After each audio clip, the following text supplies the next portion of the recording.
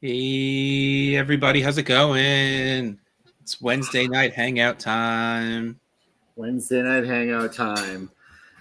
Just before we went live, I'm just running right into it. Just before we went live, I was telling the guys I had a story from this week of I'm in an IDP league where you start 9 offensive players and 10 defensive, so it's really deep. It's a league with the CBS guys and like the Jake Seelys and the Christopher Harrises and like just a bunch of people you probably know from the industry, right? And I'm playing Adam Azer, the host of the CBS FF Today podcast this week. And we are tied with like a few minutes left in like it's fourth quarter, right? He's got a defensive player and I got Omarion Hampton. And he gets up on me with the tackle and then Omarion Hampton fumbles. And so I'm behind him again. And then it got credited to Herbert. And I pulled back ahead of him and won the game. I love that. I love fantasy football for that exact scenario. Have you ever done a bad beat episode where people just share their stories of tragedy and unique ways to lose? We'd get through about half of us before we had to stop the show. We all start crying. No, that's a good idea, though. That we should do honestly, if you're listening, send us your bad beats at team@fantasycares.org, and maybe we'll read some of them at some point. I've got one off the top of my mind, and it wasn't something I planned on, so I haven't given any thought until now. But I think almost to qualify, it has to be a Monday night loss. I mean, where you have no chance of coming back, and I had powered myself back and forth all day today, or all day in 1 week, and had gotten through on Monday night. I've got Donovan McNabb left. My opponent's got somebody left, and I don't recall who. And we're back and forth and back and forth and back and forth. And it came down, and this is a playoff game. So this is ride or die stuff right here. And I pulled ahead by 0.1 points. And then at the very end of the game, I'm up by 0.1, so I'm going to win. And Donovan McNabb did the kneel down, and I went minus 0.2, and I lost. No! I lost on the kneel down. And a kneel down isn't even something you can account for in your scoring because right, it just tallies as a rushing yard and a rushing loss, and that's it. Oh no! Man, kneel down should be positive points. Like it should. Yeah. You just won. You've done something right. So yes. Oh my gosh! Same with the your player slides down before scoring a touchdown. You should get a little bit for that, like half a touchdown. Adam told the story. I'm going to show you. Can you see this? It's Adam Azer. Can you see? You can see. I hate you. I hate you. He texted me, I hate you for that. That's what fantasy's about, though, right? I've got another bad beat of a different sort, but I'll yield to anybody else who wants to tell their story because I could use just a moment to see if I can find the exact play. I was on the opposite end. I won by less than a point in 2 different leagues. Ooh, less than a point. Let's hear it. Yeah. So going into Monday night, I had nobody left. They had Brock Bowers. And it came right down to the end where he caught up and he's half a yard away. He's 0.5 away from passing me. So ended up holding it on. So that one worked out. That's good. Lucky man.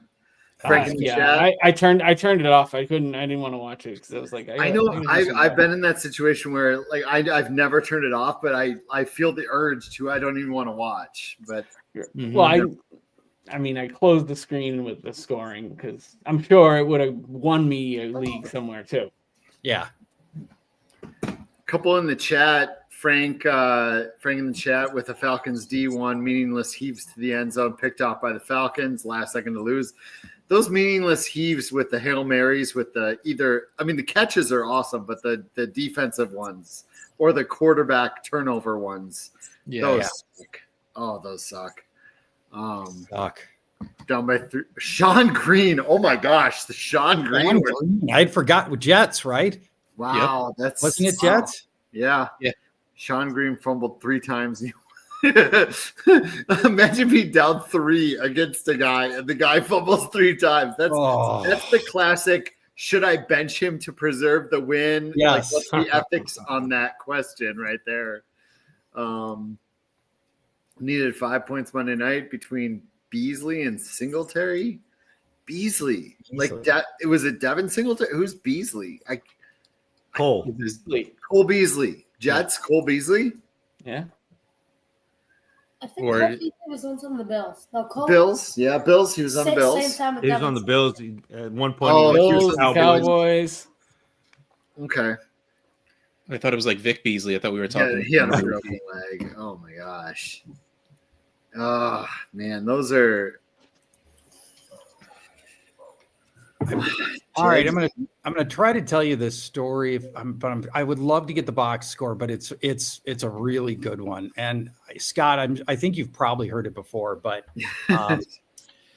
okay. So this is probably 2016 or so, and I was at a FanDuel sponsored event where this was like week 16, week 17, week 18, something like that. And it's all these champions who had won. They had like 17 weekly champions that had all gotten together for this $1 million event.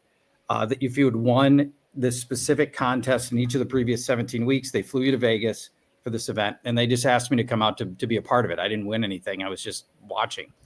And there's a couple from Minnesota. So I'm hanging out with this couple and I'm rooting for them because I'd like to see them do well. They're from Minnesota and they seem really nice. And as it's getting to the end of the game, they are in second place, which is worth $500,000. And the team that's in third place is going to get $250,000. And they get down to the point where their opponent, they're out of time. They have no minutes left. Their opponent has less than 1 minute left and Delaney Walker left. And the Titans are receiving the ball. And it's a kickoff. So let me be clear. It's a kickoff to the Titans with like 2 seconds left on the clock. It just so happens that Delaney Walker is on the kick return team and they go Stanford band. And they're pitching the ball back and forth and around, and eventually it finds its way to Delaney Walker. Yeah. And Walker ends up running for like 16 yards, and it knocks this couple down from second place to third place, and they lost $250,000. Man, I mean, what's $250,000 among friends, though? Really? Yes. I can't even imagine. I mean, talk about a bad beat. Yeah. That's $250,000 Stanford band. Delaney Walker happens to be on the field. Unbelievable. Why is Delaney Walker even on the field for that? Like that Hanstein, baby. Probably Hanstein thing. Yeah, absolutely. Yep. Oh man, I can't play for that much money. I just can't do it. Oh no. I've told this story before, like, because it was such a small bet. It was like $10 or $20. It was such a small bet, but I bet the line on a 12-team parlay to win 120. I think it was 128.8 or something, $128,000. Oh my God! And I got one wrong. Oh. But luckily, and as I tell this story, early? it was a noon game. Good. So I knew early I was out. So it wasn't like I was sitting there sweating it all day. But I will never forgive the Carolina Panthers for not covering the -3 on that day. Wow. I will always keep it up here. Wow. I was 2 touchdowns away this weekend from 330. Oh my God. Derrick Henry and score. Kyron Williams did not score. Those were the 2 that I didn't He hit picked a touchdown score from, I think it was every game, right, Bob? Yeah. A touchdown score from every game, and he got 14 of 16. Yeah. Wow. Wow. And it was Derrick Henry and Kyron Kyron was one of the Williams. ones that didn't, which is insane. When Corum scored, I was so pissed. Derrick Henry didn't even get 25 yards, did he? 23. No, 23. every now and again, Derrick Henry does this, right? So he doesn't It's catch. a weird dud. He And then he scored in doesn't every score. game last year, didn't he? Yeah. Last year, he was pretty darn safe last year. I think his low PPR total was like 6.5 last year. And this was 2.3. Yeah. But he's got a little bit of dud to him that we tend to forget in PPR. And then he'll go for 200. Yeah, exactly. Well, he did the week before, Bob. Yeah, Yep. exactly. Yep. Charch, I thought you would appreciate this. My Dolly Parton boot drink. Oh, we love Dolly. Who doesn't love Dolly? Man, that is Still one of my favorite fill-in segments you've ever done. Thank you. That I managed to catch.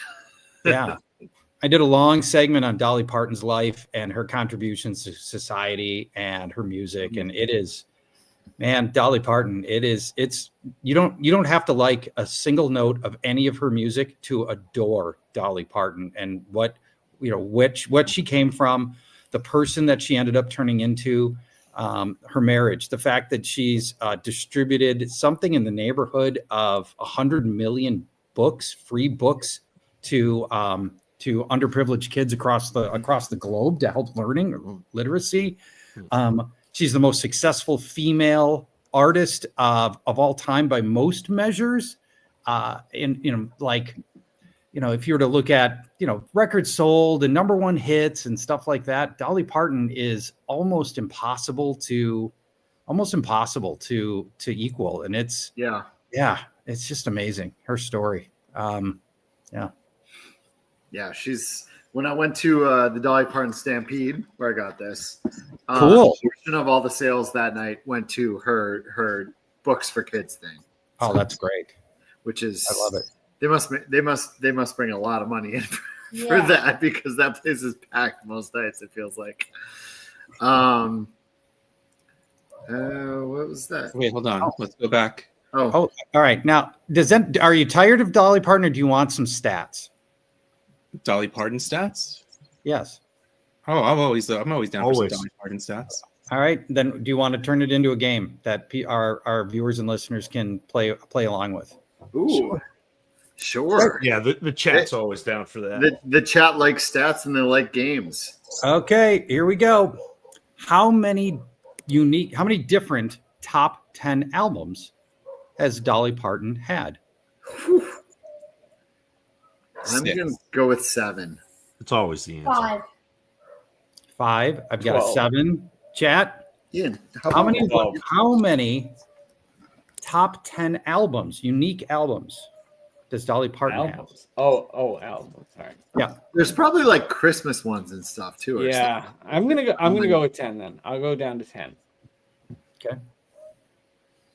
All right. Have we given people adequate time? They're still rolling in guesses. They're still rolling in. Okay. They'll roll in guesses, but in the meantime, I'll mention this. Did you know that she wrote the Whitney Houston classic? I Will Always Love You. No. Yeah. Yeah. Yep. Not What's Love, but the Bodyguard song. Yeah. Right. The Bodyguard song. What is it? Why are we not coming up with this? I Will Always Love You. Yeah. I Will Always Love You. Russ got it. Yeah. Yep. She's got that famous quote that when I sang it, I opened a bank account or something, and when Whitney sang it, I bought the bank or something. Like that. That's really good. All right, here we go. Dolly Parton's top 10 albums. 42 top 10 albums. Jeez. By Dolly Parton. If we're playing Prices Right rules, I think Jim Cox said, no, we've got a 37. That's Joey Wright right there. 37, my man. Well done. Joey Wright. Without going always has carte blanche to come on, but he is avoiding the show tonight. Well, I don't blame him. I'm on. Okay, next we'll do maybe like 3 of these. How many Grammy Award nominations does she have over her career? Dolly Parton Grammy Award nominations, not wins. I'm going to go with albums. Here's where I would have said 42. Yeah, because that's the answer. Life, the universe, and everything. So. Exactly. I never would have thought that for albums. Drop a Douglas Adams line in there. With my other number, 61. All right. 38. We've got a lot of good answers coming in here. Some people. I'm gonna go with if the album is 42, she probably has album ones and ones for just songs on its own. Yeah, I'm gonna go with 60 plus. 54. 123. Whoa. Big numbers. Dolly Parton's Grammy Award nominations, 46, the most of any female artist across any genre in the history of the Grammys. It's wild that 46 feels low. Correct. Like, Considering the other 42 number. albums. yeah. All right, I'm going to give you one last Dolly Parton stat. See if you can guess. Number of times that her songs have hit number one. Number one. Can't be number two, number three. I got this. It's 17. 35. 17. 35. I confidently make a complete. That's right. I know it. How many number one hits for Dolly Parton? 24. I was going to say 22. 35. 21. We've got a lot of people in the ballpark for number one hits for Dolly Parton. And the correct answer, the most of any female artist across any genre, 26 different number one hits for Dolly Parton. That's crazy. It is. It really is crazy. What a career. She debuted the Grand Ole Opry 57 years ago. She made her debut. Living, and at the time, lived in her family house, no running water, no electricity. Huh. Yep. Man, that is incredible. And if you like trivia, we have a trivia show every Tuesday night on this channel at 7 p.m. Eastern. Love it. Masterful, Scott. Masterful. Well done. It's weird, but I was taught radio by someone on this very show. Is Sal in the background? Sorry. Did you get your first break from Sal?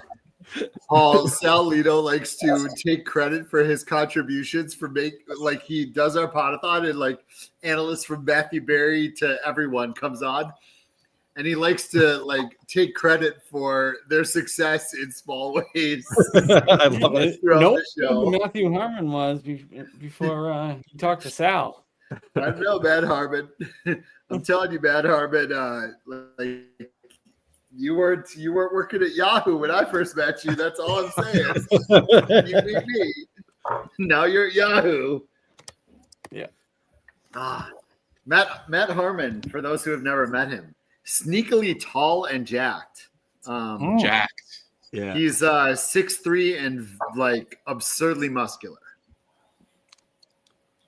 Ditto. He lost a ton of weight when he started going on. He did. Yeah, he has articles about his whole story, which is incredible. So I got a bunch of topics on my possible to talk about list, but there are people in the chat who are in this ridiculously stupid guillotine league that I made 2 days before the season started. And if anyone wants to go to bed before finding out what happens, I figure we should pull that up. So in the chat of the Sleeper League, Ian was last. Ian. Karma. For those who were here last week, as the wheel was spinning, Ian was like, "Bye, Jerry." So cold. Or it was slowing. It just started to slow down. And Ian was like, "You're gone. Bye, Jerry." It landed on the one that said Ian voted. It was Ian's vote that knocked him out too. So very cold. He gets last place in the guillotine. He's on the chopping board. And then Vince, who's in the chat tonight, right here. I like the little fish with the knife. That fish chop right there. That's good. Yeah, the fish with the knife. Yeah, I like it. So Vince offered to take Ian's spot as tribute to be on the chopping board tonight. Because this league, I think people care more about just enjoying it than they do actually winning it. Yes.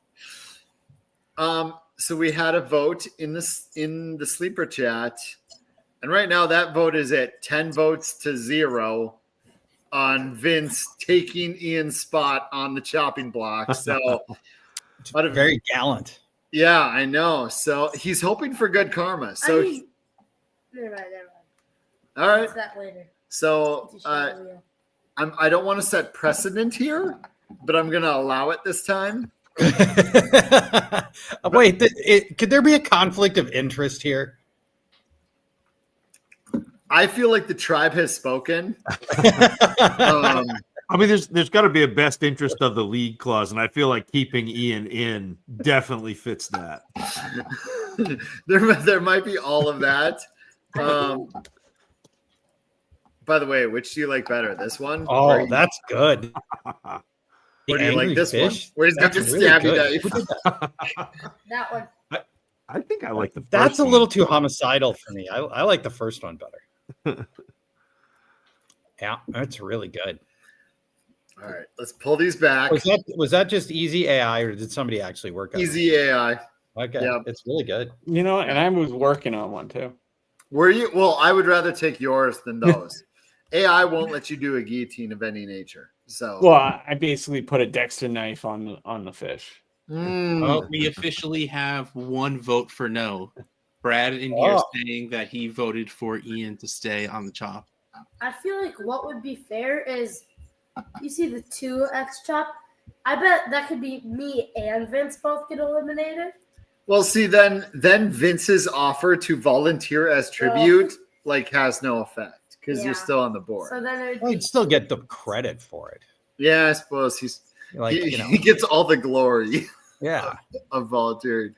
So should we light this candle and see what happens? Yeah, baby. Do it. God, I hope you can hear the music to it. You ready? Is the chat ready? Because we got more than one wheel spin coming. wait, just to clarify, does revive mean revive Jerry?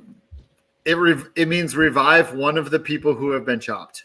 How would you is this go to vote? How do we decide who would There's be? only been one person that got. Well, that's true. This chopped. one's easy. Yeah. I have a wheel with I don't have a wheel. I'll put a wheel with Jerry on it and then I'll spin.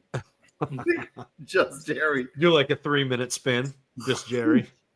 All right, I guess we're gonna light this candle. Sounds like I do have a Seinfeld 2x on episode. here, and I feel bad because the 2x, I mean, you.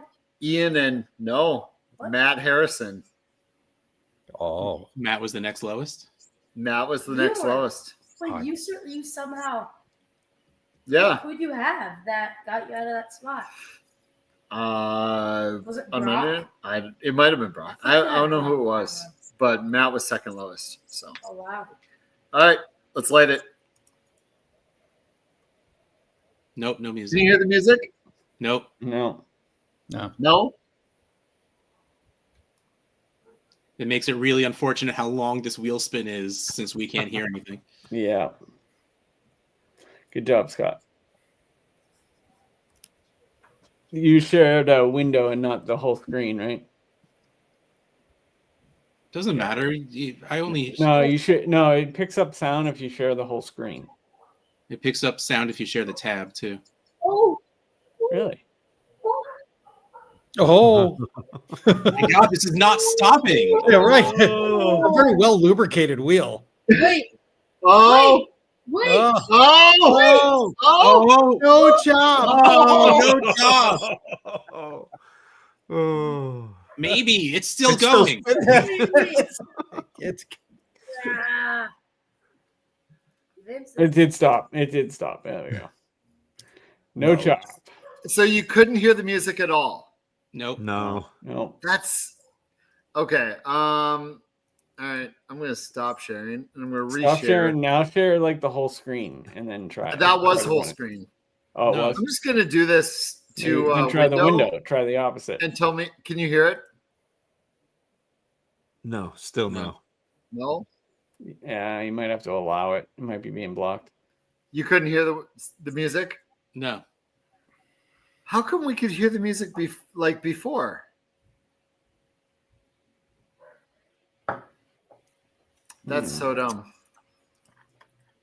Okay, so there's no chop, which means one thing according to my rules, which Ian's seen some of my rules. I like how he says, "Oh." I really haven't seen much of your rules, like at all. Because there is no chop, there's a guaranteed chop next week. Oh. Not a double chop next week to make up for the extra person. There will be more double chop spots next week as well. All right, pressure's on. I was hoping there'd be a chop because I was telling Bob I have something very exciting for when we chop at least one or two more people. No. The wheel landed on chop this time, though. I know, right? Why didn't the music play? Weird. I don't understand that because it's played before, right? Yep. I don't get it. I don't get why it didn't play. That's very frustrating because the music's so good. And it fit perfectly with the wheel. It was like, can't slow down. Yeah. I'm gonna play it again. Tell me if it does it this time. Do you hear it? Yes. There it goes. There you go. You got the sound now? But we can't hear it. But we can't hear it. It's weird. Okay. Now do you hear it? Okay. And you can't slow down. Okay. Well, all of these wheel spins. I will say, based on my music. Ooh, this would have been a 2x. Oh no, this is a no chop.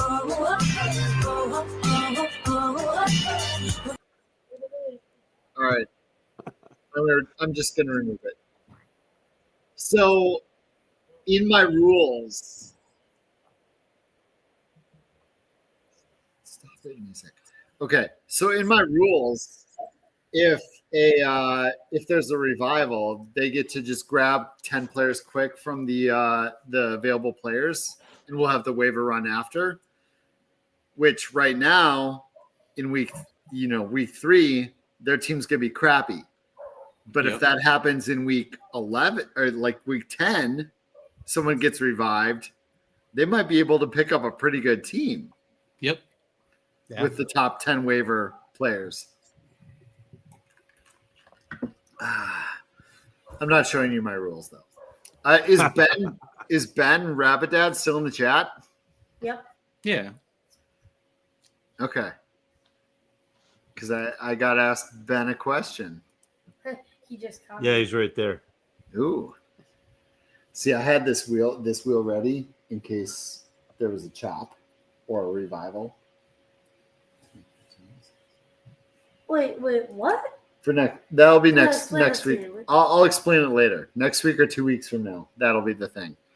Okay, so Ben, if you're in the chat, would you like I was the top scorer in the league to affect you or the entire league?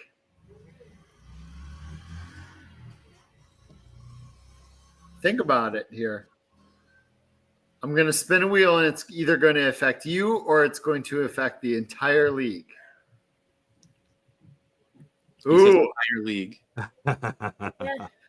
Charge, what do you think of this ridiculous guillotine reality This is show? the best. I love it because you could never play this in any like serious setting, right? It's all so silly, and I love all the variables, and the fact that we're all randomly assigned teams is really what makes it work because nobody's emotionally attached to the picks, right? Yeah.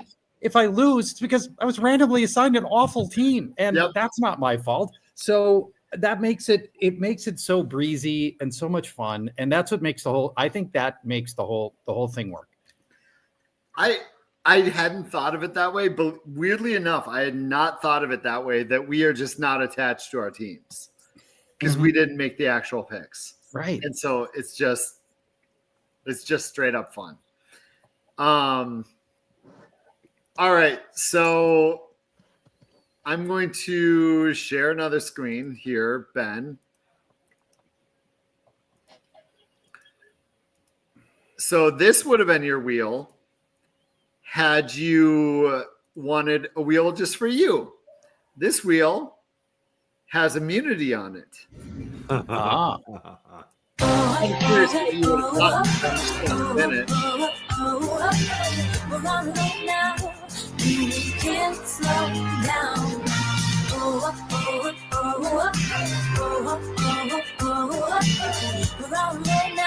Round and round now, you can't slow down. And it slows down, which is very ironic for a song on a wheel spin. I don't think it's making it back around to immunity. I don't know. This thing never stops. Oh my gosh. Ben, you Maybe it totally is. would have gotten immunity. You totally would have gotten immunity. I don't know. That might keep moving. So does that mean the whole league gets immunity now?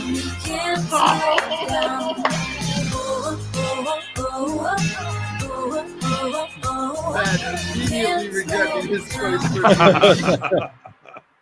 Oh man. boom.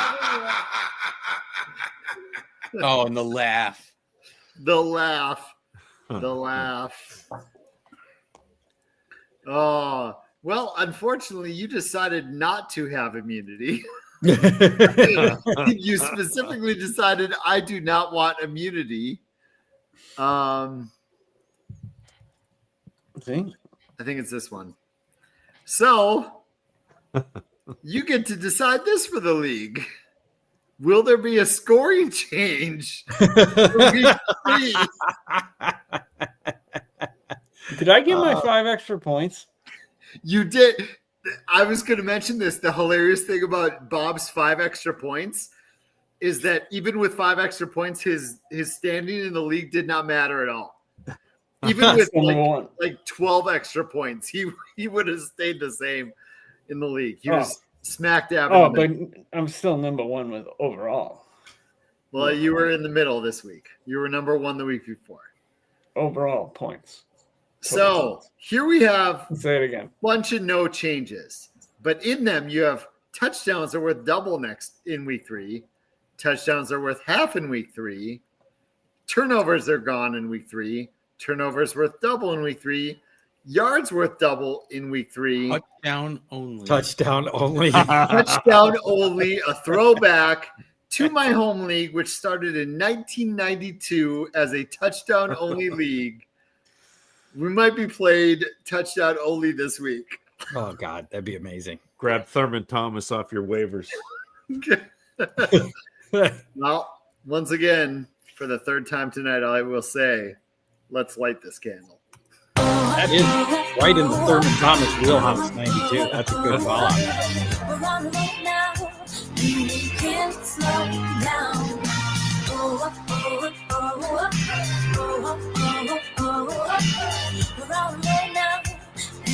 I'm legitimately nervous.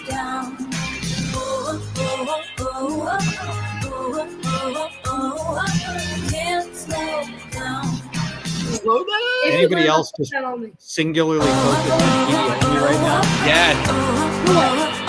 Gonna go by. Oh, we're looking at no change here, I think. Yeah. Quite a distance. I hate that I was rooting for a random change. I don't think we need to. There's a lot of no. Yeah, the problem was you went no change on top and no change on bottom. So when it went into the circle, there's a lot of no changes next to each other. Yeah, that's yeah. That will be corrected for next week.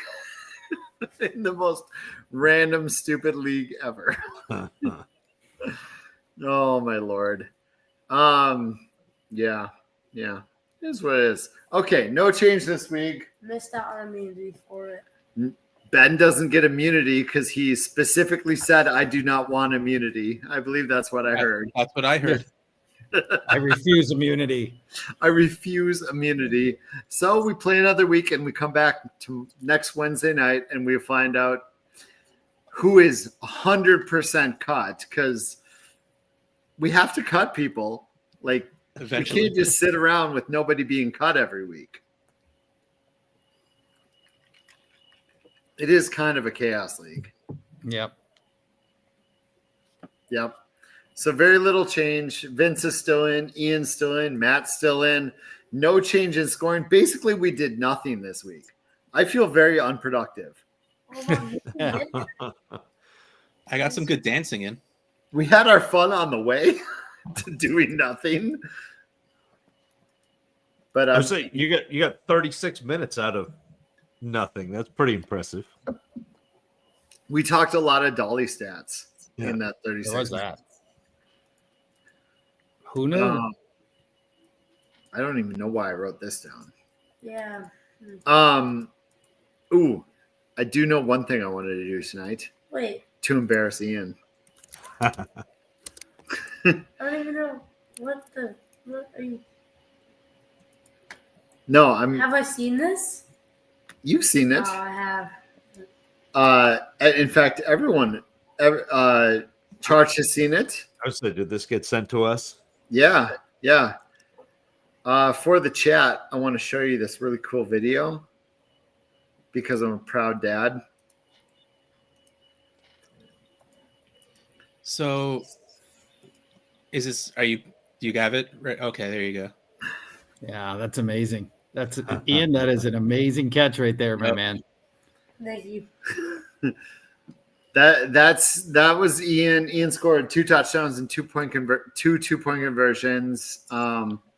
They're 3-1, and the only game they lost was on a last second. Yeah, the only game we lost is the number 1 ranked team. The number 1 ranked team on a last second 2-point conversion is how they lost.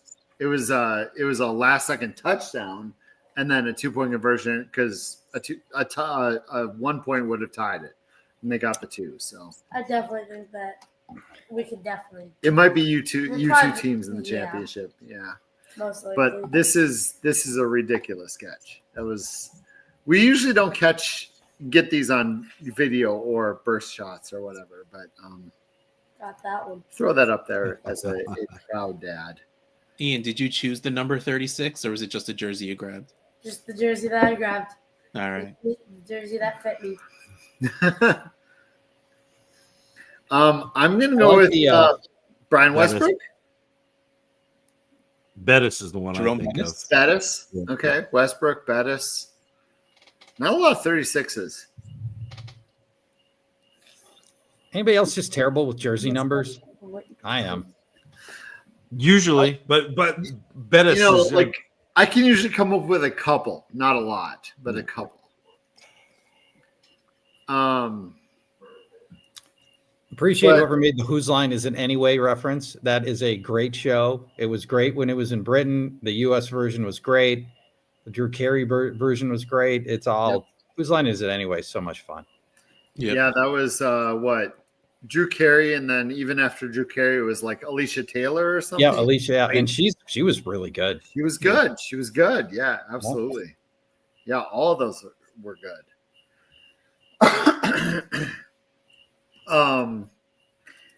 So Charge, my home league, I was talking to the food truck, the company, the place that did the food truck. Yeah, the Philly cheesesteaks.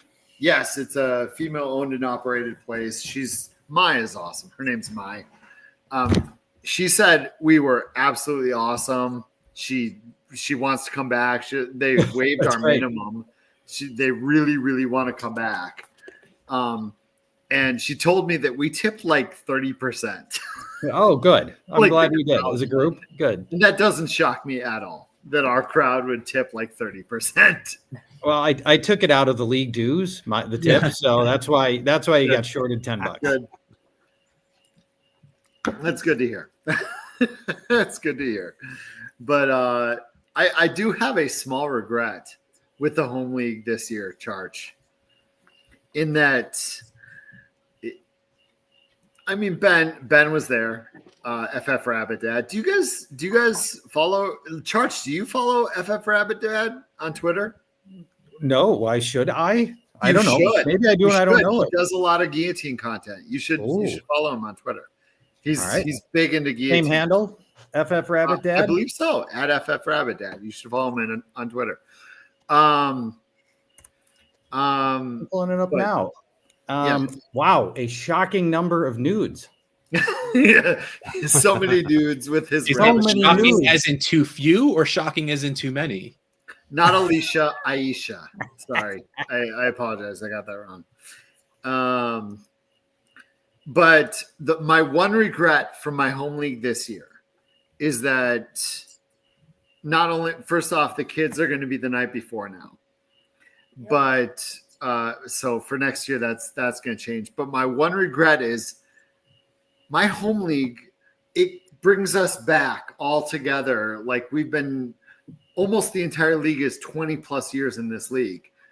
And I feel like I didn't, and we're guys, we never care about this, but I feel like I didn't get to talk to all my friends as much as I normally do because there were more people to talk to that day. You know what I mean? Yeah. Like there was this That's not going to change, Scott. It's only growing. I know, but there was a slightly different feeling where like I got to talk to all my buddies, but I got to talk to them for less than I normally do. And I feel weird about that. But I've talked to many of them and they enjoy that it's this really cool thing. But I don't know. I don't want to lose the connection. We're not going to lose the connection, but I don't want to lose that. The amazing thing is, even with all the time that Carrie left us while she was on the clock, we still somehow did not manage to make the rounds adequately. Oh my gosh. I'm going to write this down. I'm going to make it. I want to make a t-shirt for her next year that says, yes, I know I'm on the clock.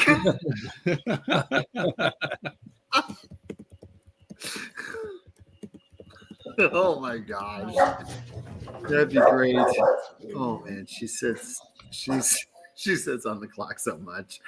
I love that you noticed that. How many years have you been in this now? 3 years? 4 years? I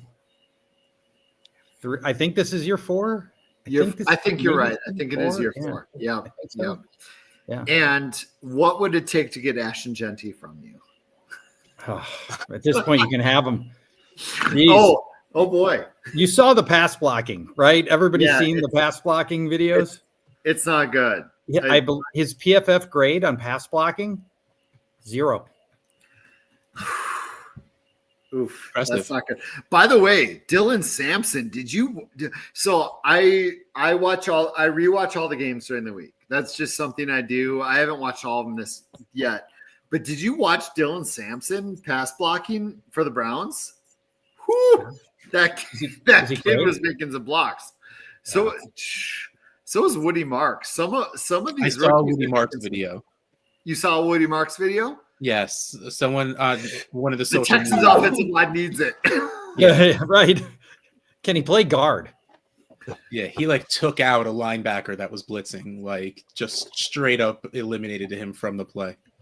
Oh, I saw that. There was a gap created on the left side, and the linebacker rushed in and he took him out at the legs. Yep. Yeah. Yep. I saw that video. I didn't remember it from rewatch, but I saw it. I saw that video. I saw a tweet by Yahoo Sports today, and all the love to Yahoo Sports and stuff. I have lots of friends there, but it was about rookie running backs, and none of them have lived up to their ADP yet. And and for me, we didn't draft all these rookies, like the Caleb Johnsons and the Quinshon Judkins and all them. They were later season guys anyway. They were never meant to be, their ADP within 2 weeks. Well, I think Genty is probably the exception to that rule. You could argue Henderson too, I suppose. I mean, there were 2 first rounders that have gotten a ton of usage. They had every opportunity to get, on. I think Genty and Hampton, it was reasonable to think they were going to be good from the get go. Yep. No, I 100% agree. And Henderson always had the huge potential, especially with McDaniels, to be a split backfield. Yeah. And McDaniels always slow plays rookies too. So like he had a double shot right there. Yep. We sussed that out on Fantasy Football Weekly pretty correctly. I think we're good at that stuff. I'm really mad at my take-homes this year. Like Matt destroyed them this week. He did. All 3 of his crushed. My 2-1 crushed. Nice job. But my other 2 I'm 2 for 6, which is a really bad take-home percentage so far. Didn't you say that you were gonna do Troy Franklin? Yeah. You don't know this. Ian knows this from behind the scenes, but my pre-spec, I debated Troy Franklin and Kyle Monangai. Right, you did. And of course, I chose the wrong one. Well, DeAndre Swift, there's a chance he doesn't play this week. Yeah, Monangai will be fine. You may have just been well, really not a week early. You might end up being right. It might be a run to get Kyle Monangai if Swift, I think it's thigh. Yeah. Injury. We'll see. We'll see. Yeah. I do have a question for you, Charge. I am so this is my 5th straight week on Fantasy Football Weekly. Wow, that's approaching record level. I generally, for the co-hosts on Fantasy Football Weekly, we generally, do 2, 3, generally not 4, but 5 is a lot in a row. It is. Charge, as a guy who has done all but 1 episode in 31 years, what is that grind like? Because mentally, entering week, like my 5th week in a row, I'm like, man, this is I need a week off.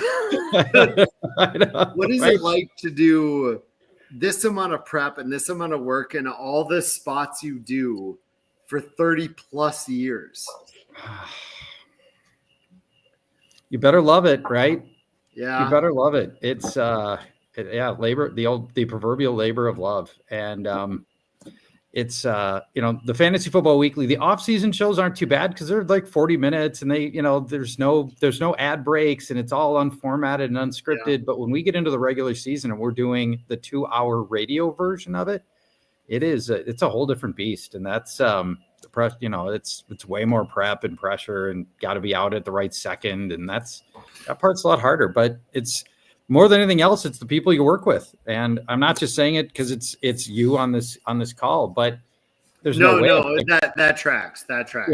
It's just if you don't love the people you work with for 31 years, you can't do it. And I've had the pleasure of working with you for 10. This is our 9th year. Yeah. Yep. Yeah. Yep. And that's the best. That's what makes it great is being able to share that with people you love working with. Makes every job better, right? And we've all worked with people we haven't gotten along with, and it is a grind. It is grind is the right word. It is a grind. Yep. Stano, my favorite fantasy show. I love the off-season shows. Thank you very much. W shows. Very cool. Frank mentioning it's the quad. $2. Quads are tricky. Quads are tricky. Yep. Vrabel said the big pass to Ramondre was made for Henderson. Yeah, I heard that this week as well. That big pass play was supposed to be a Henderson play. And we say this so much for rookies, but the reason Henderson's getting so little play, and he was dog crap with it this week. This is one of the games I watched. Henderson's pass pro is horrible. I might be as good as him. It's so bad. So that doesn't shock me that he was in there. And Ramondre got a bunch of catches this week. It doesn't shock me. I like that they got the lingo. You need an A in there, I believe. Bowel loosening. Levels of existential dread. More blowed. Yeah, it is blowed. Bowel loosening levels of existential dread. Yes. Oh, Scampers is in here. Oh, I love when I see Scampers come in. Oh, Scampers. They're the best. I want to know if there's a Miss or Mrs. or Ms. There is. It's Dames, Mrs. Scampers. All right. Or is it Mr. Overboard? I don't know. Mr. Overboard, yes. Dame sometimes comes in. I have hung out with Dame and Scampers in so many cities. LA, Canton, Vegas. Wow. They were in Vegas this year. Well, then it means I probably did too. You definitely met them. Didn't necessarily know it. Yeah.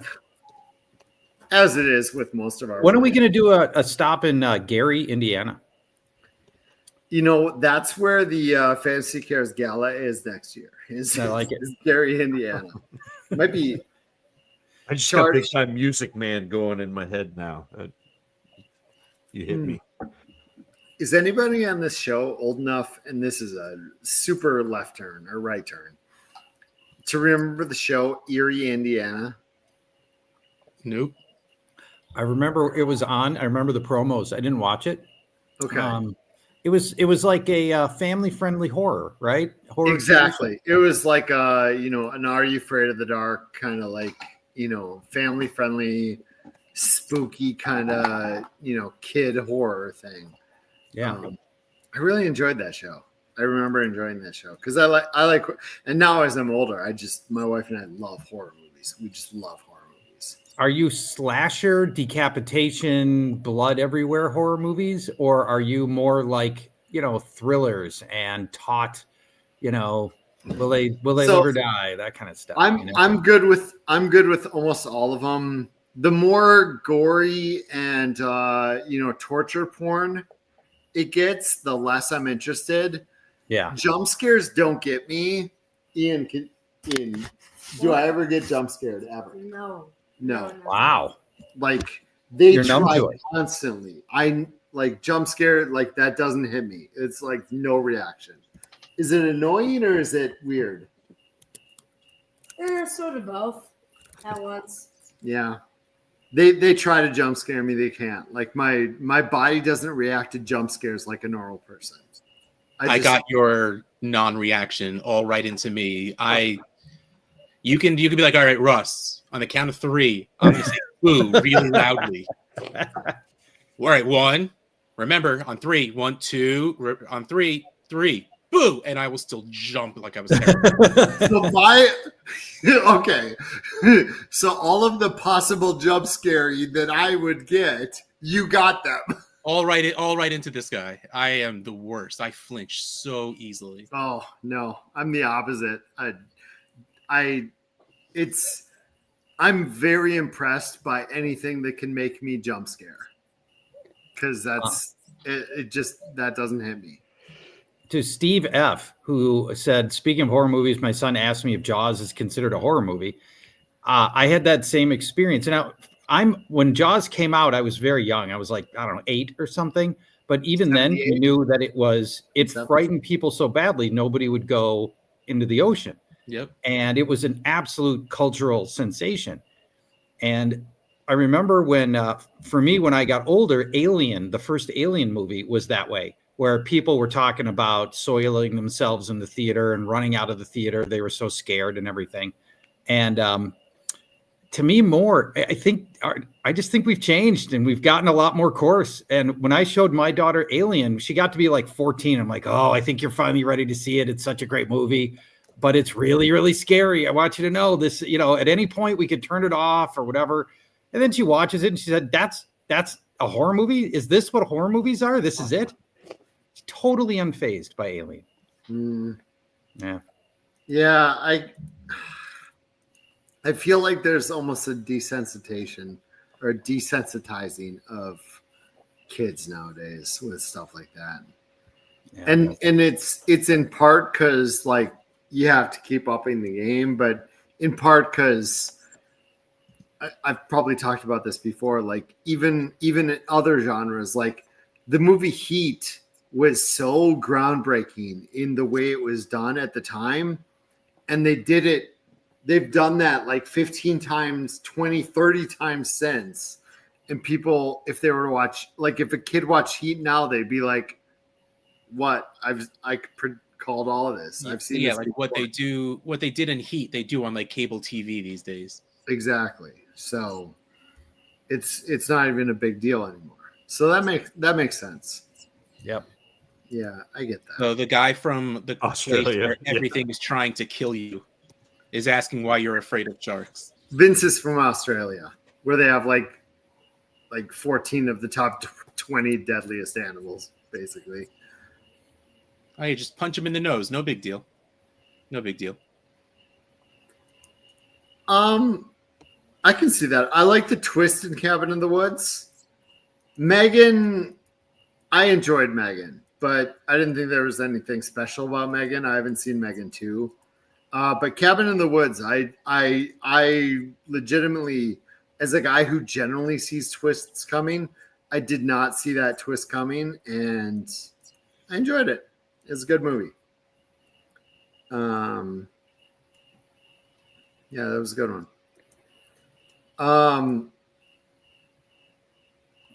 Another hard right-left turn. Zach, who had Quinshon Judkins ranked as your number 2 running back, loved him more than anybody I knew in the industry. So I'm watching this game, and I'm looking at, so when I watch games, I have the game on the left and the stats on the right of my 85-inch TV here. So, and I open the game book, I'm looking at everything while I watch the game. Judkins had 20 snaps. He got 13 touches in 20 snaps. And he looked decent. He looked more than decent. He looked like that's what Stefanski wants to do. Yeah. But also there is a potential for a suspension. How do you feel about, and I say this as I'm about to walk away, how do you feel about Judkins' rest of season? I mean, if you're playing in a redraft league, I think that there are probably better options, but I'm so dynasty plugged in that like it's hard for me to reframe for rest of season. It's still a bet I'm willing to take. I don't know that he gets suspended for the entire season, and that's a team that wants to run. That's a running back that I thought he was closer to Genty than anybody else was close to Judkins in this class. And so it's all of the off-field stuff aside, like that's a bet I'm willing to make. And I'm kicking myself when we were down for the expo in Canton. It was right in the throes of, and Russ is smiling because he kind of talked me into it, but I got a trade offer for Judkins, and so I ended up shipping him away for Jalen Waddle, and I'm kicking myself now for that because I think again Judkins is a difference maker running back. Especially in the system in Cleveland. Like I really think he's a good player. But so I didn't answer your season long question, Scott, but No, I'm actually surprised you sent him. I could hear everything. I was just mixing my drink and whatnot. I'm actually surprised you sent him for Waddle. I don't think, even as a Judkins media.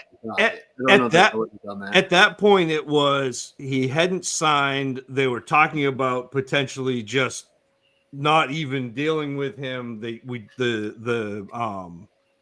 Nothing had really come back, and I was like, I need points. This is a league that I humble brag. I won, and so I'm trying to kind of carry on. And like when Judkins fell to me as the champ in the rookie draft, I'm like, I don't know what you guys are doing, but like I feel like I am in the catbird seat to repeat. But then everything obviously broke, and I don't know. it was a little bit of Russ doing the shoulder devil, and a little bit of me like not wanting to deal with the headache, not wanting to get stuck with another play. Like it felt like Darius Geis, like that. Oh, man. Well, I can see the comparison. Yeah, well, and he was the two in that class. Like it was just that's what it felt like, and I was like, okay, I can get Waddle. I think Waddle has a rebound year. Obviously, that has not happened as of yet. Hey, he got a touchdown. He did. But that team is in shambles right now.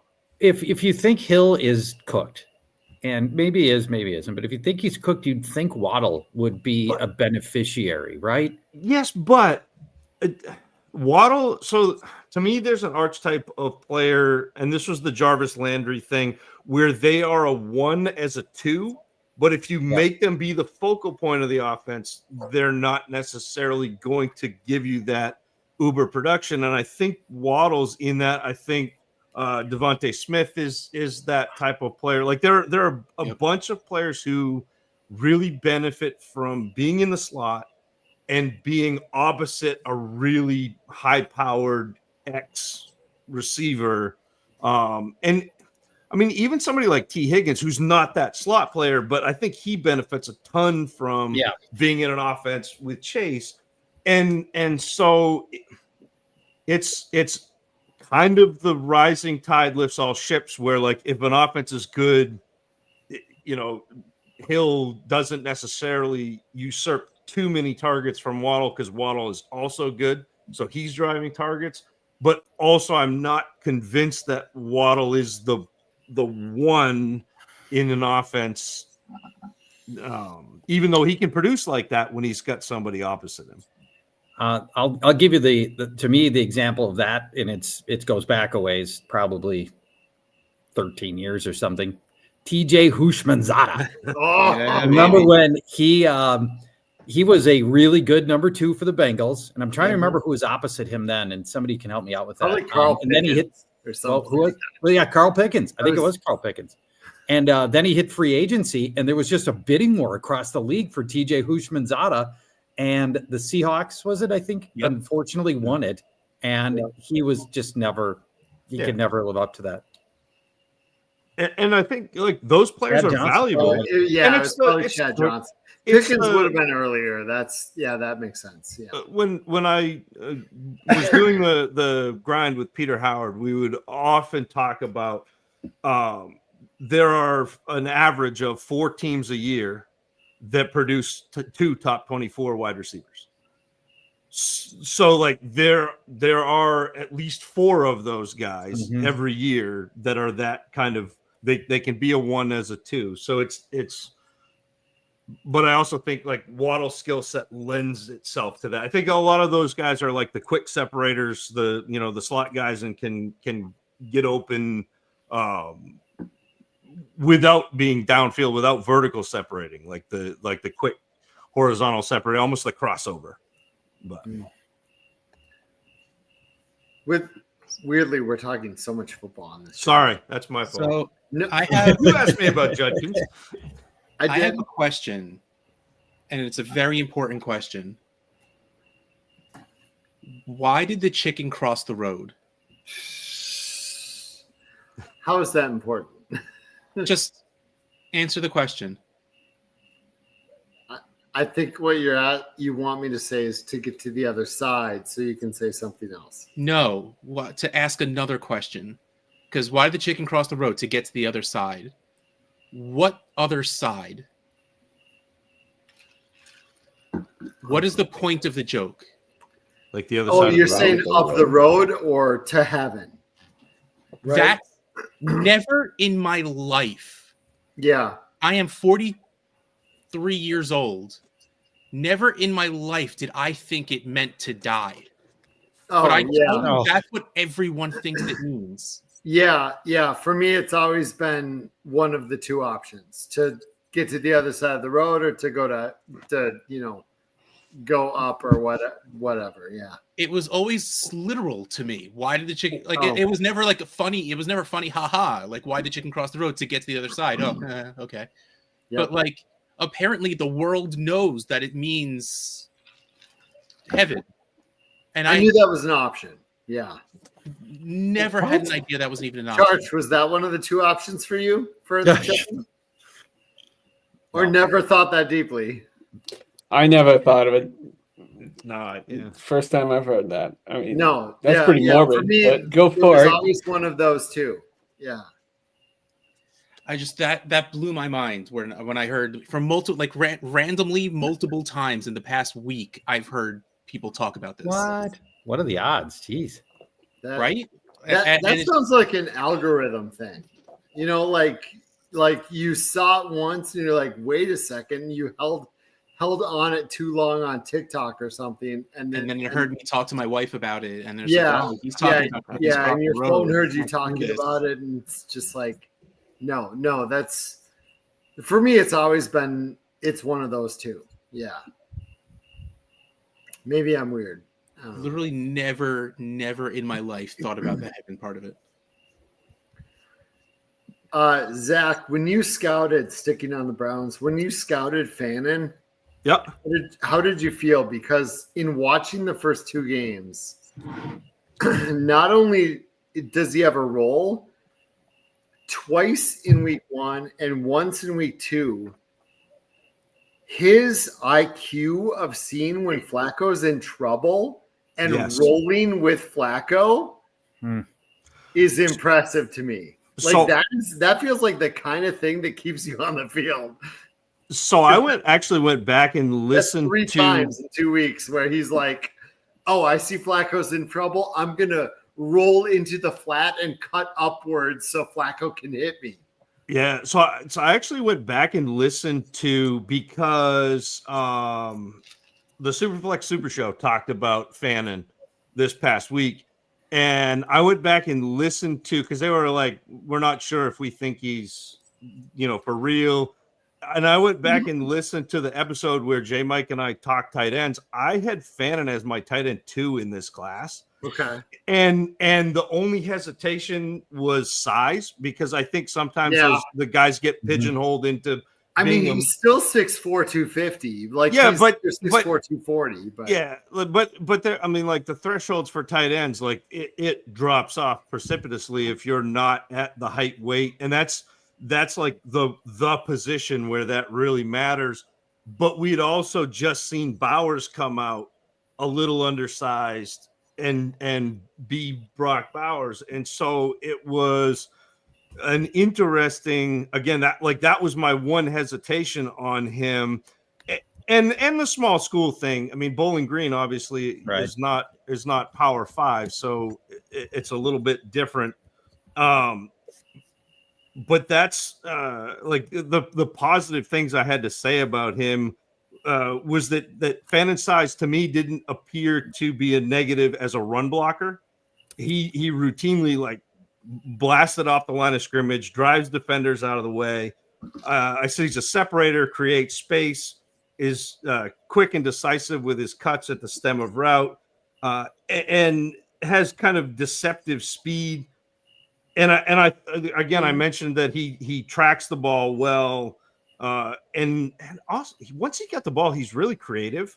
I feel like he hasn't had to track the ball at all. No, not yet. I mean, they've been throwing it to him short, but I think he has that ability. Right in the breadbasket, every single one. And with the ball, even though I don't think he's an uber athlete, he's really creative once he's got it, and he does the with a running back, I'd call him a crease runner, where you see the guy who gets the line of scrimmage and you're like, there's no way he's gonna get through there, and then he does. I think Fannin does that post catch where he's a little sneaky and slips tacklers and creates yards that way. But which is weird because he's kind of wide bodied. Yeah. He's not elusive. He just manages to duck under. He's like the opposite of Scattaboo. Scattaboo.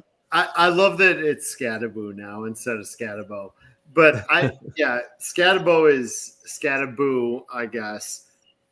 Like that guy's legs never stop turning. I remember talking about him with you in the preseason. And I'm like, I'm watching him and like I'm stopping because he got tackled, and then I'll like make my notes and then I'll turn it back on and he's still going. Yeah. I'm like, I feel bad for his future girlfriend or wife because they're gonna be laying in bed and his legs are just still churning. Just still churning. It's restless leg syndrome or whatever it is. Yeah, restless leg syndrome. We'll go with that. That's a thing, right? Restless leg syndrome. Are you guys buying the growing sentiment that Tyrone Tracy's just cooked now? I mean, that's it's one game in a guillotine league. Or not a guillotine, it's sniper active, but I dropped him. You just dropped him outright. I don't know that it's super weird because he only got a few carries, but he was really good on the few carries. But he's not going to be the goal line guy, and he's not going to get enough yards. But he should catch more. It honestly feels like, and I know it's one game, but it honestly feels like it switched to, all right, Tracy, you're the satellite back, that old school satellite back term, and Scatabo, you're our main back and goal line back. That's what it feels like it switched to for at least one game. Which is really weird because Scataboo's fantastic as a pass catcher, too. Like he really like he is. He's slow, he's not quick, but like he's very solid. But I don't think Tracy's cooked, but it's one of those where like later round running backs, they get cycled through and it's I would never say injury. Like if Scatabo gets an all expenses paid vacation to Tahiti for 3 months, like Tracy's the guy again. But it's such a weird like guys get cycled in and out. I mean, obviously Zach knows this, but how many receptions do you think Cam Scatabo had in his final season at Arizona State? Take a guess in a 13-game college season. You're asking, sorry, was it receptions? Yeah, receptions. Max in one season? 13 games. How many receptions did he have?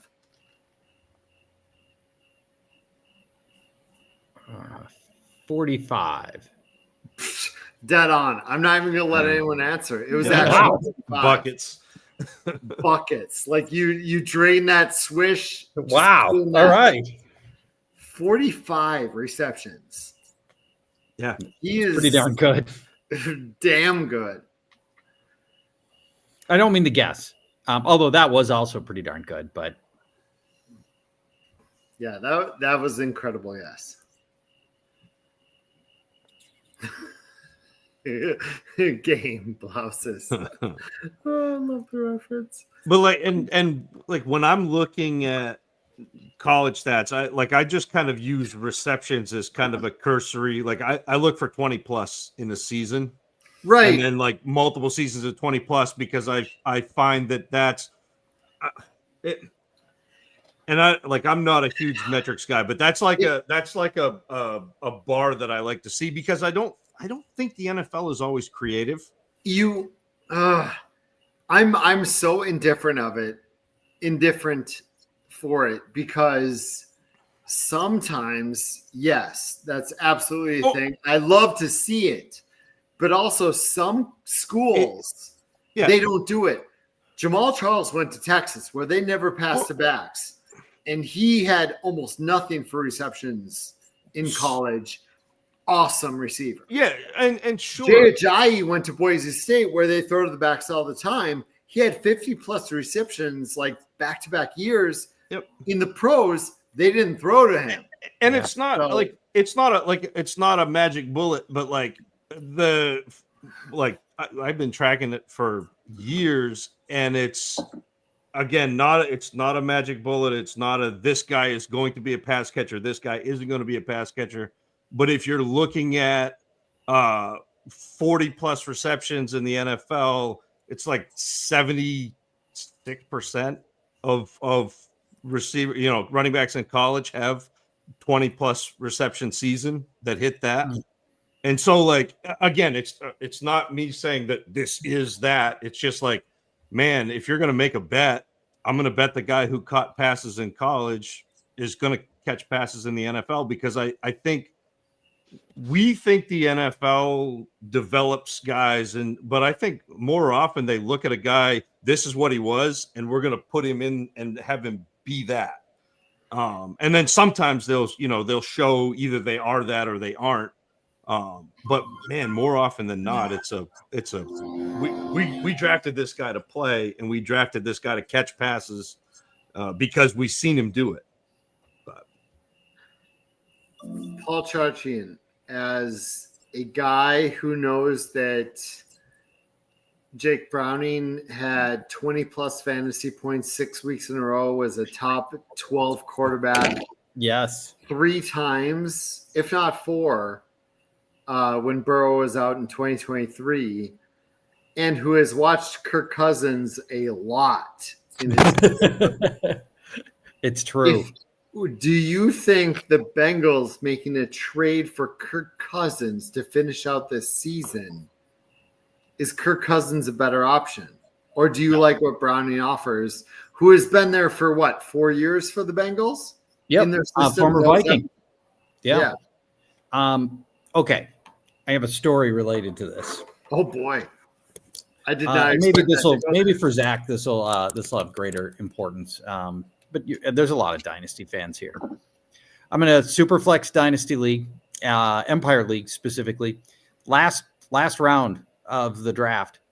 This is now just a month ago. I'm like, okay, who's a backup that could be pretty darn good if he came in Superflex? So I picked Jake Brown. Yep. Last pick of the draft. Yep. And I'm holding him. And Sunday morning, I decide to drop Jake Browning. Oh no! Superflex Dynasty League. This happened in one of my other leagues too. Oh man. Yep. Dropped him. And sure enough, what happens. And so then I'm like, well, I had to go bid on my own guy, and fell $5 short in the bidding, probably because I had so much regret about letting him go. And now I know how this is going to play out.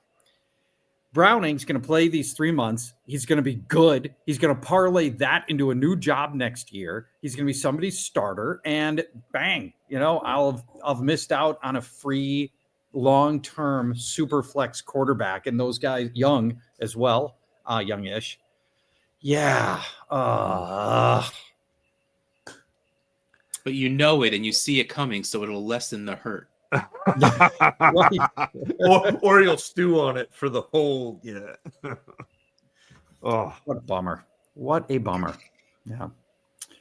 So that's the story. That's my Browning story. By the way, I think he's sitting on a really nice game against a Vikings defense. It's probably missing either 5 or 6 starters. 8. It's defense. I was going to say the Vikings team is missing 8 starters. Currently. 8 starters, and it's deeper if you consider a fullback a starter. Then it's 9, and if you consider the backup left tackle a starter behind the left tackle who's also missing, then you're at 10. True.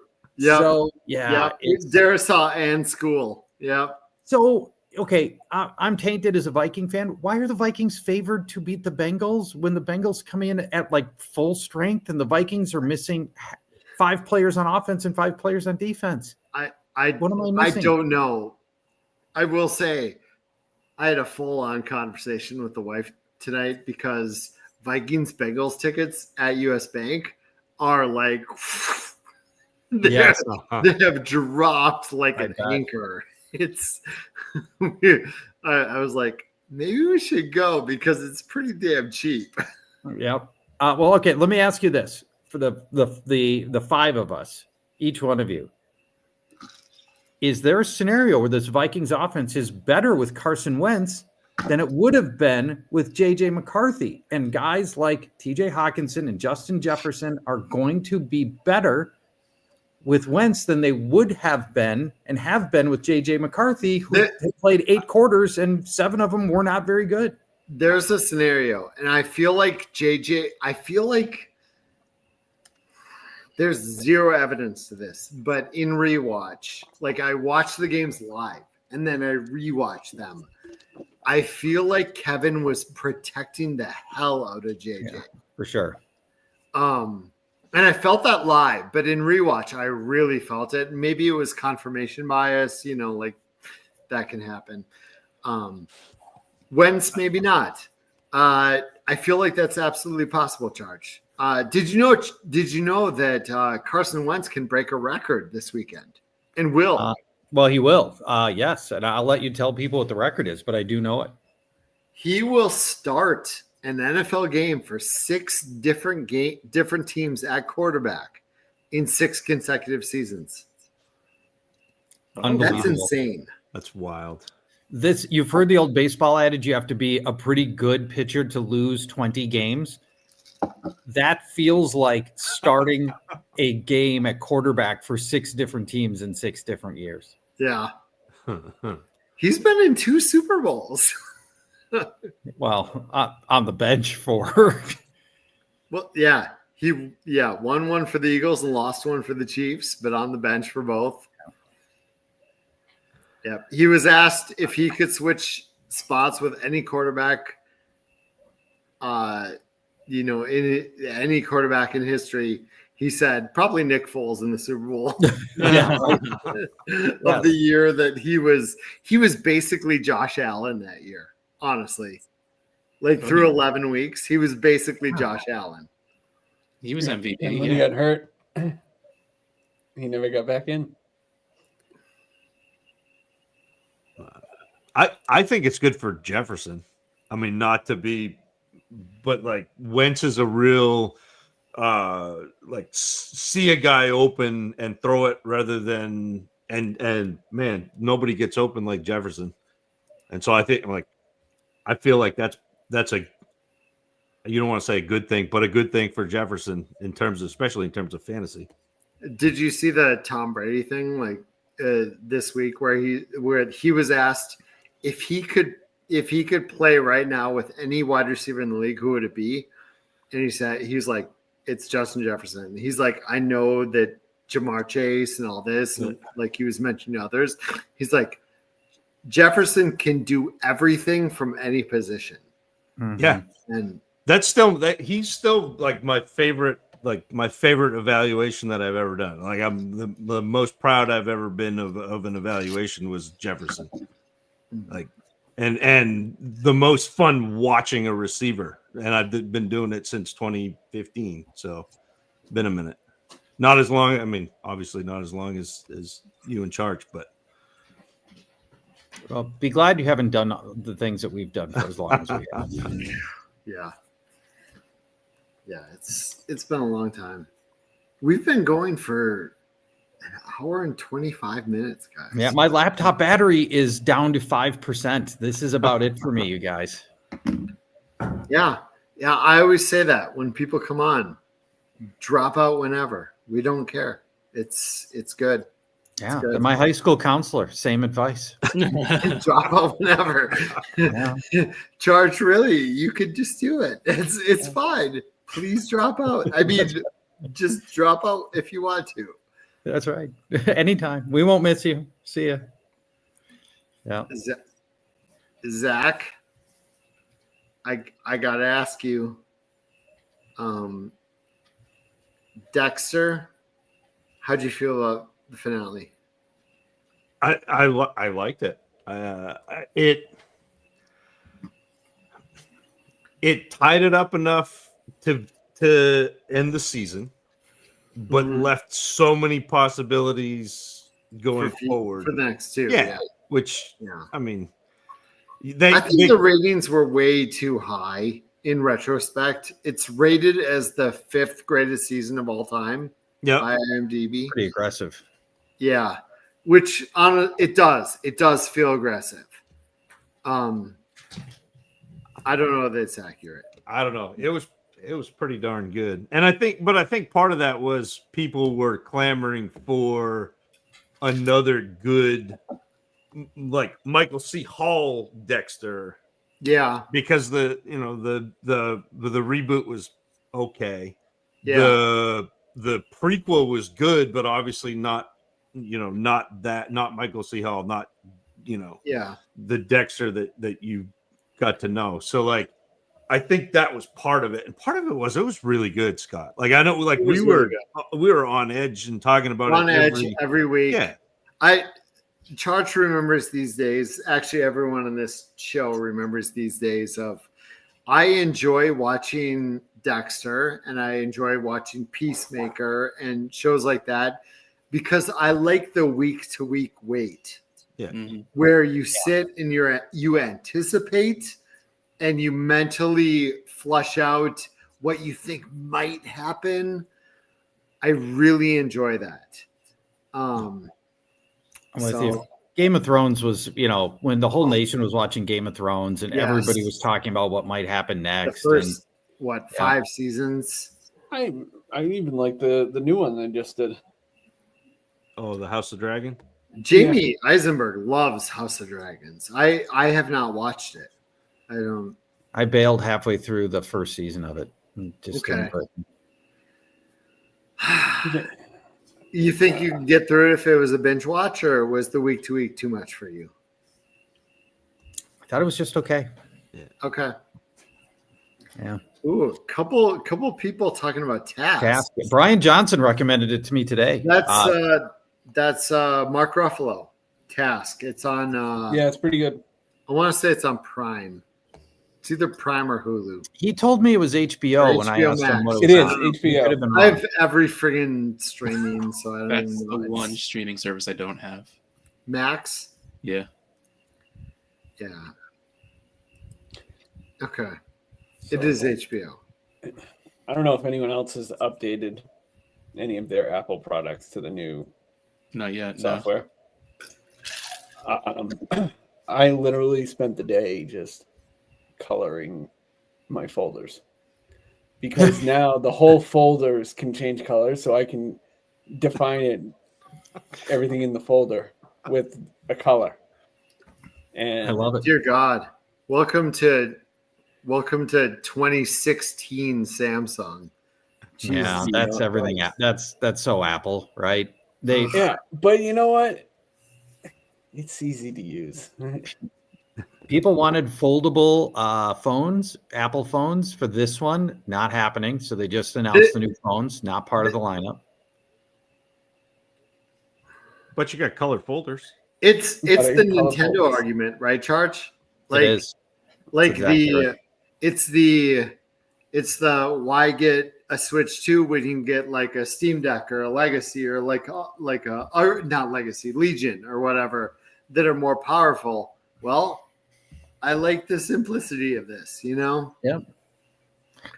There's people for whom that's the right answer. And Apple's going to give you a really good, smooth process, but you have to do it on their terms, and you have to accept that. And I do struggle with that. I'm a PC nerd. I build my own PCs. This is like the one thing I've given in on is the iPhone because it works so sleekly. My wife texts, Facebook, TikTok, and a little bit of Google searching.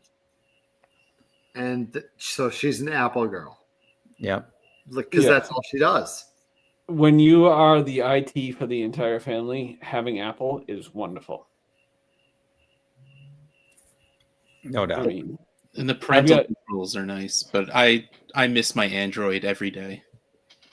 Do you? Why? I don't know. I liked it so much better. To me, it was more intuitive. You could do more of what you want on it. I hate the iPhone. To me, it makes no sense. I think for me, it was when I had. So for 14 years, I had Apple, and I had a Samsung phone for my personal, and then I had Apple and iPhone for work. Mm-hmm. And like the difference was so ridiculous to me. Like it wasn't even close. So I won't go into it. It's not worth our argument. People like what they like, and they're absolutely allowed to. I mean, I have both, but when I'm working with anyone in my company, they all have Apple, so it just makes it easier to send things in numbers and send things in the Even Charch in that Hollywood charity guillotine league we're in. Yeah. The guillotine league we're in. Almost basically, I'm the only one on a Samsung in that, I think. Yeah, maybe so. Because people were joking about me having it's also a California thing. Whatever color apples in California. Yeah, right. I'm almost out of power on the laptop. I've had a great time tonight. Thank you, everybody. This has been a blast. Yeah. You're the best. Yeah. I'm glad you threw Dolly stats at us. Dropping some knowledge of Dolly. Yeah. Who knew, right? And I didn't bring it up first. Scott did. So I did because I got the boot. Got the boot. That's awesome. You want to cool Nico Collins chat? Because we're Nico Collins guys before you go, Charge? Yeah. I was looking at his data.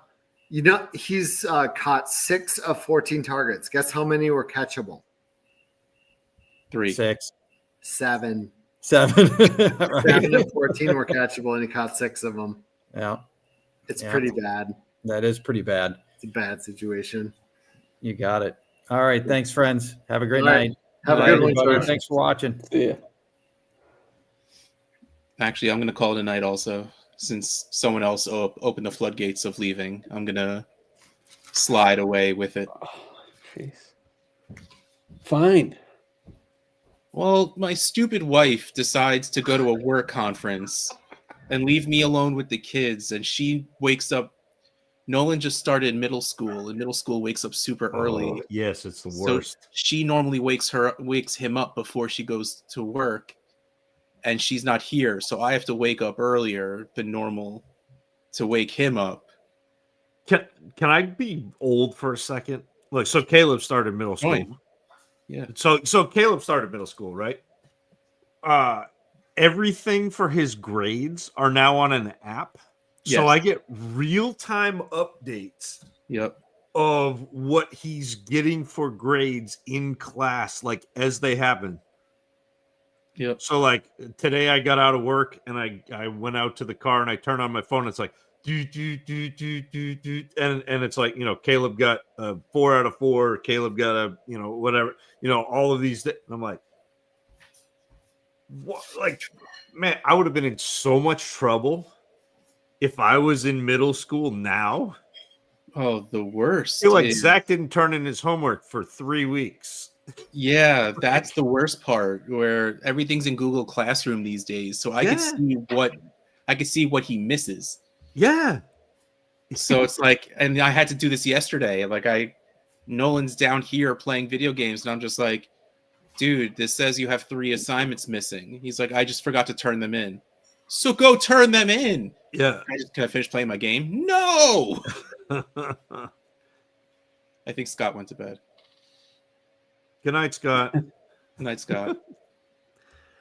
But yeah, I mean, it's wild. Like, I just all of a sudden I'm like for elementary school, like Charlene's saying, we have everything in elementary school on an app. We have Class Dojo for the kids, and that's sort of similar, where it's like a lot of where their assignments like get shown there, but it never showed grades. It never showed like completion. and like the boys have done IXL and something else where they're like, I guess that's the new, like, that's how they track how like kids are progressing. I don't know, because I'm old, and Charlene, yeah, like I'm so far now, like I'm 21 years, 22 years from like removed from teaching. Like I taught high school 22 years ago. But like it's like it's wild to me that I'm getting real-time updates from Caleb. Like he'll do an assignment or he'll be like doing in-class work and then the teacher will be like, oh yeah, he's exceeding expectations, like real time. Like, man, like I said, I would have been in so much trouble. All right, I'm going to sleep. Night, Good night, everybody. Russ. Mwah. All right. Oh my god, I have to hit so many buttons just to leave.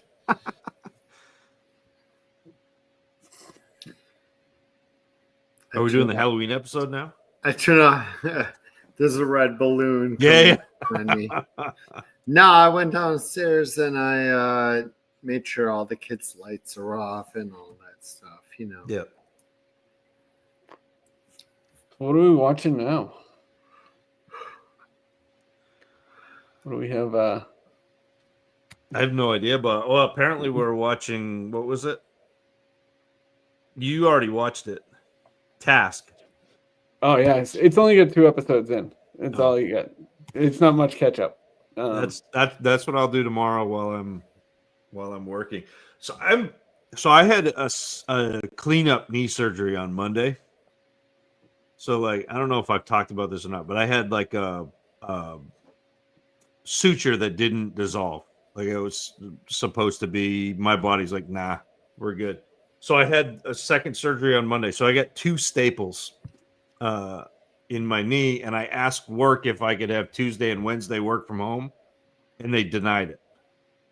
What? Yeah.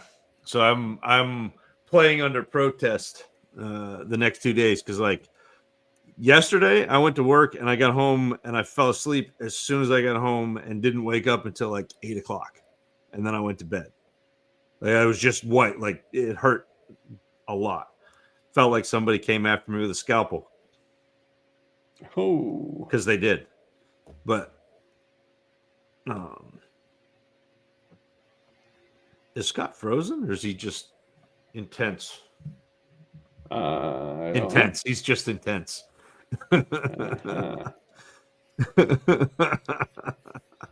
Just intense. I like that. It seemed like I was frozen. I couldn't. You were just. Yep. Just so Scott meditating. Like a camping trip, Mr. Scampers. Intense. I don't think he needs to show the sutures.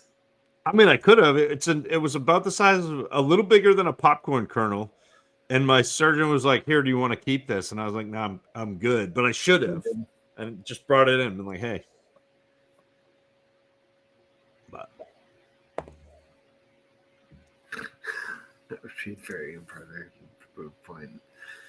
yeah, well, because of the recommendations, Zach, on the show, that will probably happen. Not many boats being drawn tomorrow.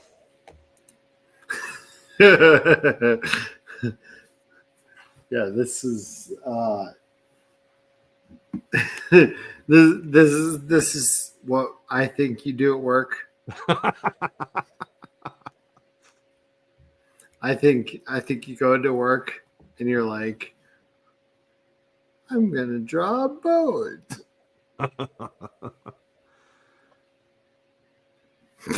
Like, do you just do that? Oh yeah, you would be like a class 2A designer. Like you'd be right on the cusp of a class 1. Just without even any training. That's nice.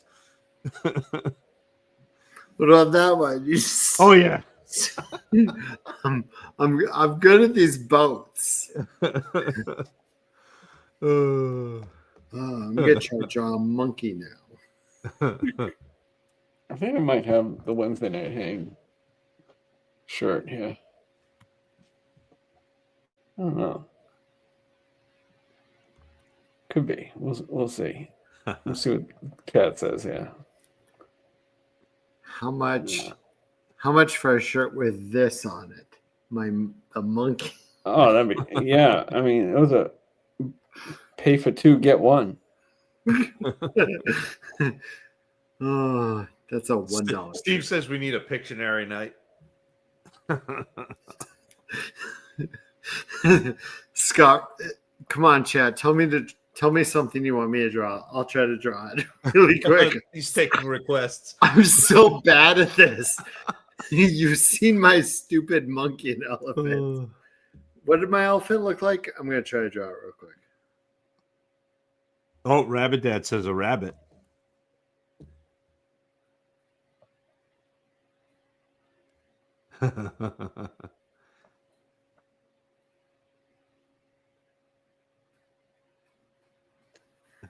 There, W drew a monkey N or drew an elephant. I'm not even full screen. What is that you drew? That's the Wednesday night hangout. The Wednesday night hang. Oh, it's a kind of chair. But instead of NBA, I'll put WNH. Oh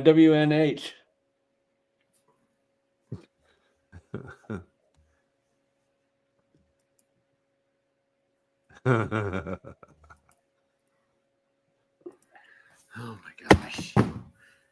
I can't believe not one person said anything about the circled file on my.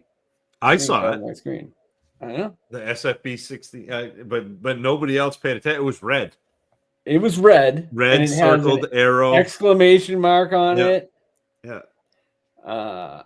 You know. I mean that. They were embroiled in the Apple versus Android debate. Yeah. Hey. That's what happens when people. So miss out. Harrison had soccer practice tonight because he has soccer practice every night because he's in 2 different leagues now. And so I'm sitting there and I'm in a Scott Fishbowl. I'm in the Baskin. In fact, I still get it on. I'm in the Baskin Robbins like Scott Fishbowl, and it started getting cold, and so I put my Scott Fishbowl like zip up with the Blockbuster logo on, and the woman next to me is like, "What's SFB?" She's like, "You wear those shirts all the time." I was like, oh. Do you have a minute? Because I like to tell that story. That's awesome. No. And I was like, that's exactly what they're there for. You're supposed to ask me that question. I mean, let's go back to that. So you got the shirt ideas are in a red folder. Yep, red folder. SFB 16 is in a red folder. It is. Fantasy Cares got blue. Well, the Fantasy Cares blue for sure. Yeah. What's just SFB? Is that like So that's nebulous? Like that's past? That's every logo that we've ever had Ah. is inside that folder. Yep. It's a fish with a knife. The sashimi guillotine. People are asking for hand-drawn things. I'm telling you, you do like a Scott Fish original t-shirt store where you do like a run of like 5 of each of them and that's it. Those would be gone.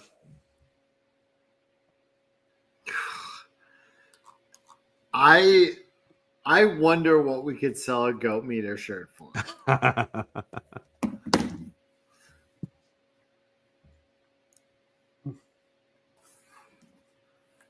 I love that the goat meter was the immunity. Yeah. And the yard goat, was that the yard goats that was It was. not yet. Yep.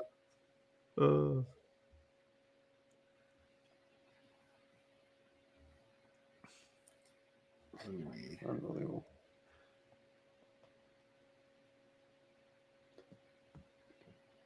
There's a lot of call for it in the chat. And also cheap followers from Scataboo. Legendary Do you know something we don't? I was saying. I'm being forced into retirement. Yeah. Scott's kicking me out. He's going to take over all of the graphics for next year.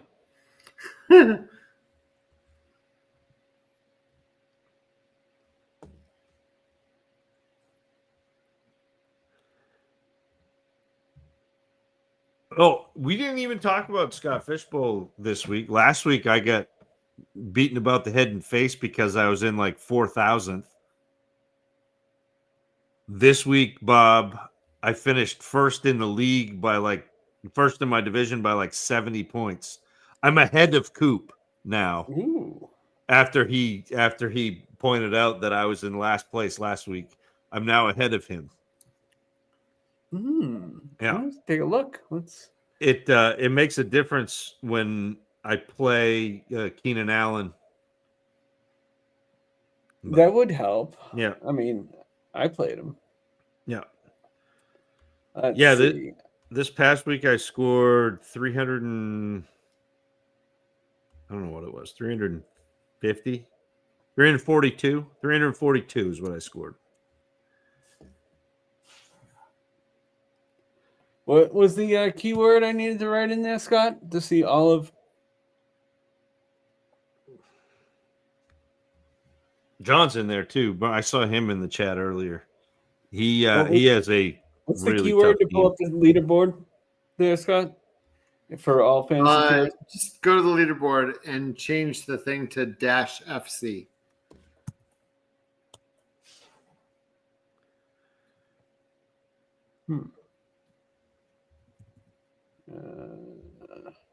Go to the leaderboard. Dash. Okay, that's why. Nope, not showing anything. Oh my gosh. Savannah Bananas. How's that one? I even signed it.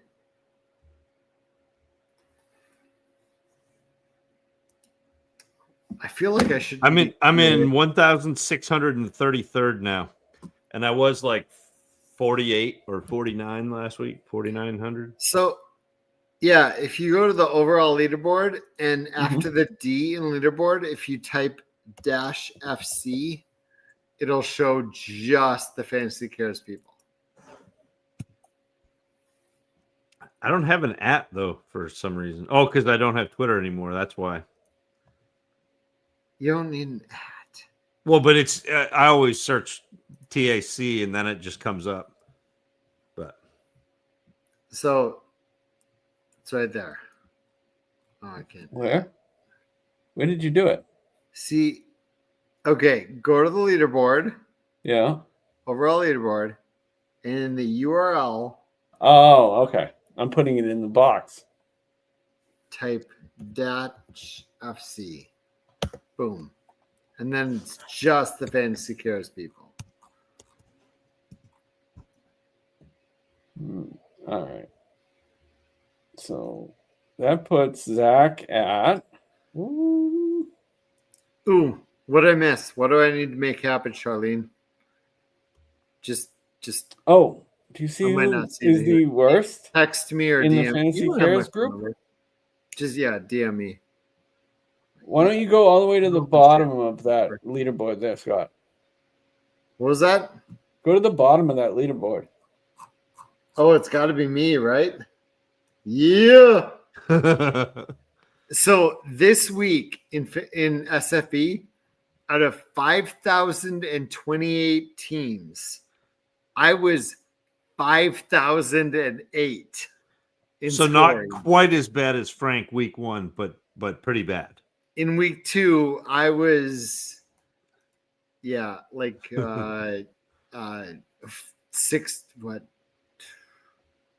22 from bottom, whatever. I was really far down. I was terrible this week. I did well this week. Felt more like what I expected the NFL to be like this year. Also throw out that I drafted Fannin in the fishbowl in round like 20, maybe 19. That's pretty good. No. I didn't expect him to do this quickly, but Charlene, you and Frank, you've got this. I have faith in you. More faith in you than Frank, but I have faith in both of you.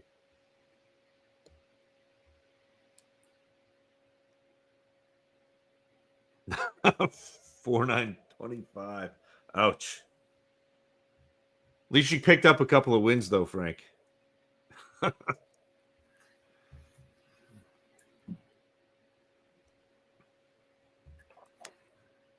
Hunter Renfro? Is he Yes. worth picking up? Yes. I mean, I think I would take Hopkins over Renfro, though. I don't know. Was it Renfro that I can't remember, Scott. Was it Renfro or was it Besh that when you were asking me for a guy a couple weeks ago? I don't remember. I don't remember either, but I don't remember. I'm gonna tell myself Maybe a t-shirt for Uphill Battle. Uphill Battle. It's a t-shirt.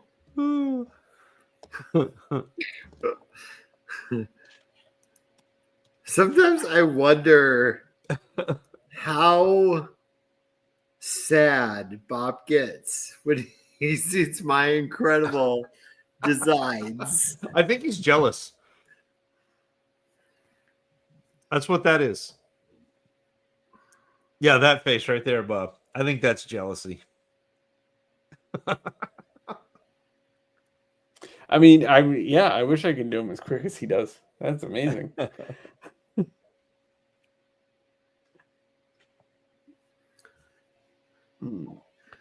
Browning went for 91 in mine. It's a beautiful shirt. It's beautiful. I'm 4-0 here. I'm 2-2, but ahead of Coop.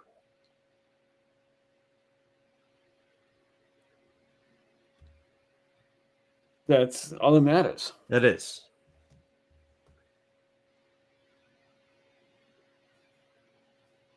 I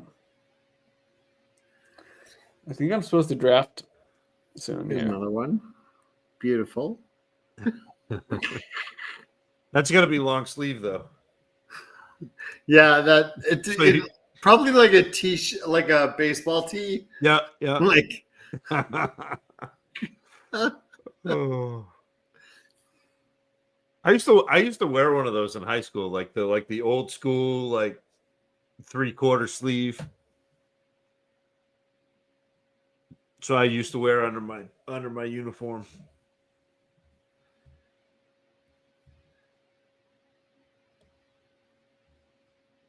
Did you see Steve Bob asked what color Scott's folders are?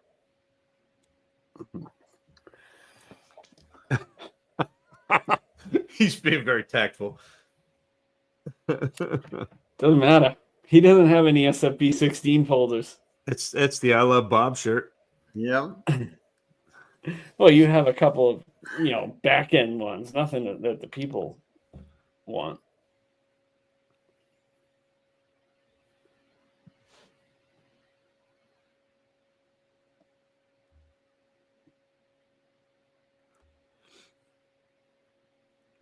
I got thinking about the bad beats. I don't have any like close, like tenths of a point or anything. But in I think it was 2021, I was in 4 championships and I lost all 4 on the last drive that Josh Allen played. It was Bills Patriots. Oh, look at that.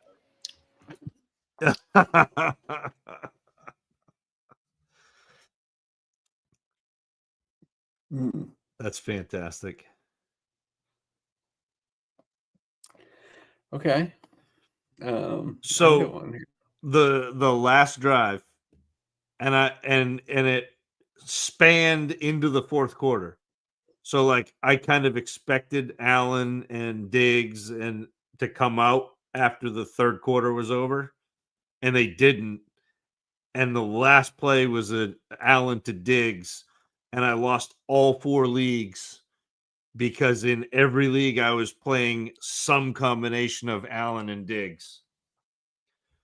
And he ran that little like drag across the back of the end zone. Yeah, see, Vince remembers that. Yeah. They were killing it. It was a Diggs. He like had a drag from right to left across the back of the end zone. I lost 4 championships.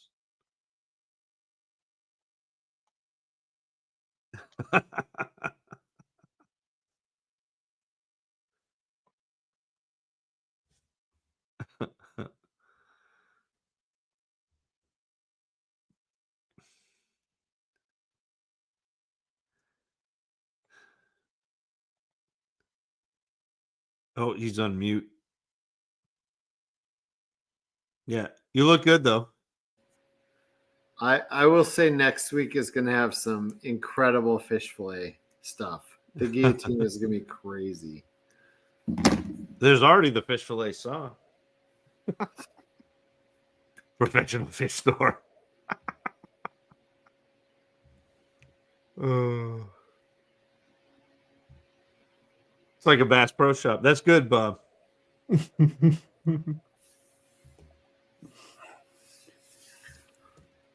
All right. Probably about time. Buttons.